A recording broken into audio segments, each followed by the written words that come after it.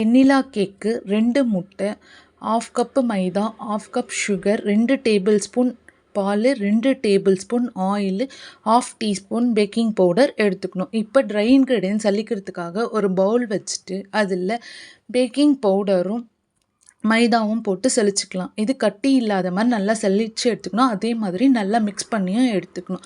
இப்போ 2 முட்டையை உடச்சி ஊற்றிக்கலாம். இதுலேயே இருந்துட்டு வெண்ணிலா எசன்ஸும் போடணும். வெண்ணிலா எசன்ஸை அப்புறமா போட்டோன்னா எக்கோட ஸ்மெல் வரும். ஸோ இருந்துட்டு ஃபஸ்ட்லேயே இருந்துட்டு வெண்ணிலா எசன்ஸ் போடணும். இப்போ பீட் பண்ண ஸ்டார்ட் பண்ணலாம். எக்கோட ஒயிட்டும் எல்லோவும் நல்லா மிக்ஸ் ஆன அப்புறமா தான் வந்துட்டு சுகர் போடணும். சுகரை வந்துட்டு மொத்தமாக போடாமல் ஒரு 3 பேட்சஸாக போடணும். ஒரு டைம் கரைஞ்ச உடனே திருப்பி இருந்துட்டு போட ஸ்டார்ட் பண்ணலாம். அப்போ தான் இருந்துட்டு கேக்கோட டெக்ஸ்சர் இருந்துட்டு நல்லாயிருக்கும்.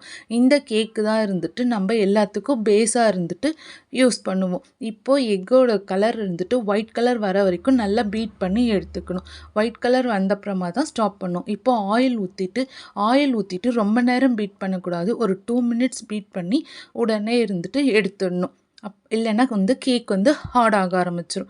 அதே மாதிரி ட்ரை இன்க்ரீடியன்ஸை மிக்ஸ் பண்ணும் போது ரொம்ப ஸ்லோவாக மிக்ஸ் பண்ணணும். ரொம்ப ஃபாஸ்ட்டாகவும் இது பண்ணால் அந்த கேக்கோட டெக்ஸ்சரும் போயிடும், அந்த சாஃப்ட்னஸ் இருக்காது. அதனால் எப்போவுமே இருந்துட்டு ரொம்ப ஸ்லோவாக மிக்ஸ் பண்ணி எடுக்கணும். அதே மாதிரி ஒரு டைம் மிக்ஸ் பண்ணிவிட்டு அது நல்லா மிக்ஸ் ஆன அப்புறமா 2வது டைம் போட்டு நல்லா மிக்ஸ் பண்ணி எடுத்துக்கலாம். இப்போது மிக்ஸ் பண்ண இந்த இதுவை இப்போது ஒரு டின்னில் ஊற்றிக்கலாம். நான் 1/2 kg கேக் பண்ணுறேன்றதுனால 5 இன்ச் டின் 2த்தில் ஊற்றி எடுத்துக்கிறேன்.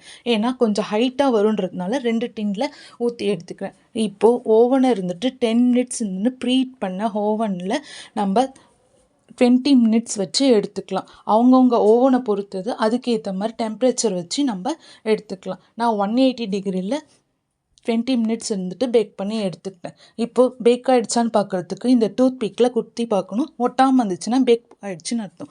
இதில் ஏதாச்சும் டவுட் இருந்தால் மறக்காமல் கமெண்ட்ஸில் கேளுங்க. நம்ம சேனலுக்கு சப்ஸ்கிரைப் பண்ணி சப்போர்ட் பண்ணுங்கள். நெக்ஸ்ட் வீடியோவில் பார்க்கலாம். Bye friends.